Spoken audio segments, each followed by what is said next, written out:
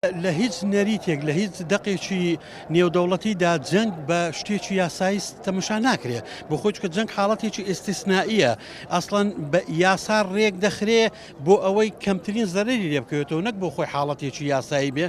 بە تایبەتی ئەگەر ئەو کەسێک کە چەک و هێز بەکاردێنێ هێرشکەر بێ و داگیرکار بێ تورکیا بۆ دیفاعکردن لە ناو خاچی خۆی نییە چەکە بەکاردێنێ ئەوە چۆتە ناو دەوڵەتێکی کە سنووری دەوڵەتێکی بڕیوە هێرش دەکاتە خەڵکی سەرخەڵکی سڤیلی وڵاتێکی کە ئیتر بە هیچ شێوەیەک نە یاسا نێودەوڵەتیەکان و نە یاسایی هەتا یاسای مرۆیش ڕێگە بەوە نادەکەت و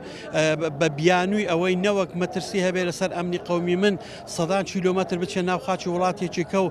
ژن و منداڵ و پیر و گەنج و جوان و ئەوە تۆ باران بکەی و پارچە پارچیان بکەی بە بیانووی ئەوەی کە من دێم دیفاع لە ئەمنی قەومی خۆم دەکەم بۆ خۆی یەکێکە لە ئەو تاوانانەی کە محکەمەی جینایی تەماشای دەکا وەکو تاوانی دژ بە مرۆڤایەتی حساب دەکەیت تاوانی دژ بە خەڵکی سڤیل حسابی دەکەیت چکە ئیتفاقیاتی جنێڤ لە هەر چوار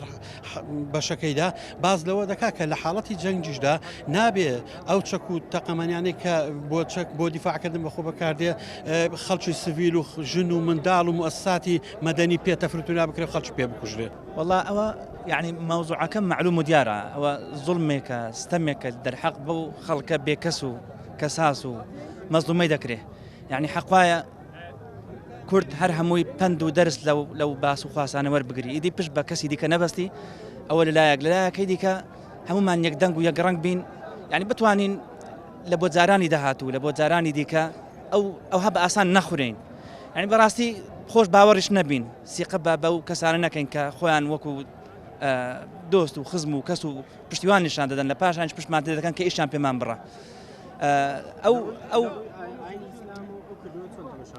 لە ڕووی ئاینی ئیسلام و ئەو کوردەوەیە یعنی هەر کەسێک بیکە مسلمان بی غیرە مسلمان بی لە هەر کەسێکی دیکە بکە کە ئەویش مسلمان بی غیر مسلمان بی هەر زوڵمە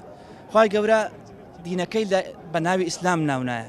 ئیسلام لە سەلامەوە هاتیە لە ئاشتی و ئاشتەواییەوە هاتیان نەک لە تێپەڕاندنی سنوورەکان لە کوشتنی خەڵکی سڤیل و بێکەس و بێتوانە يعني بەڕاستی ئەوەی دەبینین کارەساتە زوڵمە ئەم ئابلۆقەی تورکیا خۆ بڵێن ئۆپراسیۆنی تورکیا گەر چیمان پێ نەڵێ ئەومان پێ دەڵێ کە بەفعلی ئێستا لەوە دەرچوو کە تورکیا دژی لە هەنێکی سیاسی محەددە دیار کراوە بێ تورکیا بە دەوڵەتی عوسمانی کۆنەوە بە حکوومەتی وردەکانی تازەوە یەک خاڵ بۆ کردی بە قەناعەت دای بە خەڵکی ملەتی کورد و ڕۆی جیهانەویش ئەوەیە کە تورک دەوڵەتی حکوومەتە یەک لە دوایەکەکانی تورک دژمنی قەڵزیەی کوردین یعنی ئەوە بە ئاشکراش ئەڵێن ناشارنەوە شتێک بۆ بەدیهات و شتە دیارەکانی ناو میدیای تورکیاش کە تورکیا لەوە تێپەڕ بووە دژیلانێکی سیاسی بێ ئێستا دژی دۆزی کووردە بەڵام لە مقابلیشدا یعنی ئەگەر خلالی ئەو 100 ساڵە لێک بدەوە لە شۆڕشی شێخ سەعید پیران دوایەوە